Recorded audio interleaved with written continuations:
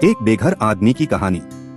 रामलाल नाम का एक सफल व्यवसायी अपनी फेरारी को हाईवे पर चला रहा था जब उसने सड़क के किनारे एक बेघर व्यक्ति को बैठे देखा।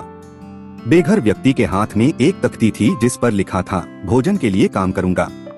रामलाल को उस बेघर आदमी पर दया आ गई, इसलिए उसने उसे रोक लिया और उसे नौकरी की पेशकश की। बेघर आदमी पहले तो झिझक रहा था, लेकिन अंततः वह रामलाल के लिए काम करने के लिए सहमत हो गया। रामलाल ने बेघर आदमी को अपने ऑफिस की सफाई और आंगन का कुछ काम करने के लिए काम पर रखा।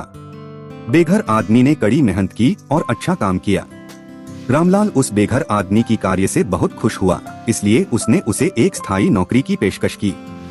बेघर व्यक्ति ने नौकरी स्वीकार कर ली और वह रामलाल के लिए पूर्णकालिक काम करने लगा।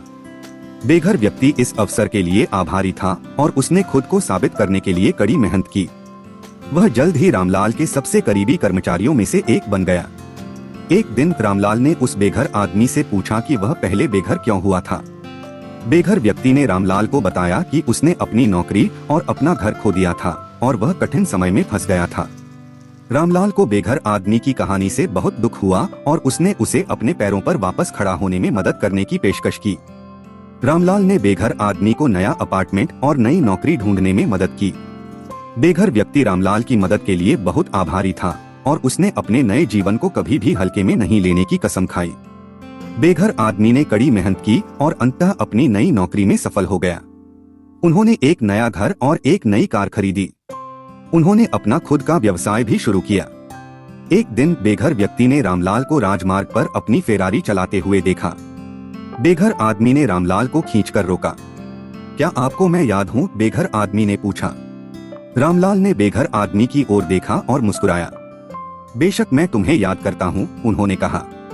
तुम वह बेघर आदमी हो जिसे मैंने अपने कार्यालय की सफाई के लिए काम पर रखा था।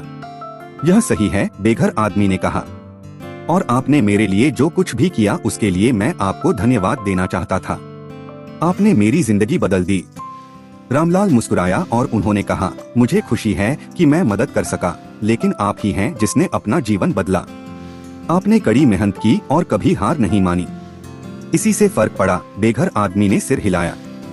आप सही कह रहे हैं, उन्होंने कहा। मैं आपके बिना यह कभी नहीं कर पाता। रामलाल और बेघर आदमी ने हाथ मिलाया। फिर बेघर आदमी अपनी कार में वापस आया और चला गया। इस कहानी की सीख, हर किसी में अपना जीवन बदलने की क्षमता होती है।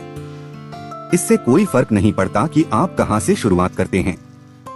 जो बात मायने रखती है वह यह है कि आप अपने सपनों को कभी नहीं छोड़ते। मुझे उम्मीद है कि यह कहानी आपको अपने सपनों को कभी न छोड़ने के लिए प्रेरित करेगी। याद रखें, आप महान कार्य करने में सक्षम हैं। तो वहां जाएं और अपने सपनों को साकार करें। और आपको ये कहानी कैसी लगी हमें कमेंट में जरूर बताएं। ऐसे ही और प्रेरणादायक कहानी के लिए मेरे इस चैनल को लाइक, सब्सक्राइब और शेयर करना न भूलें।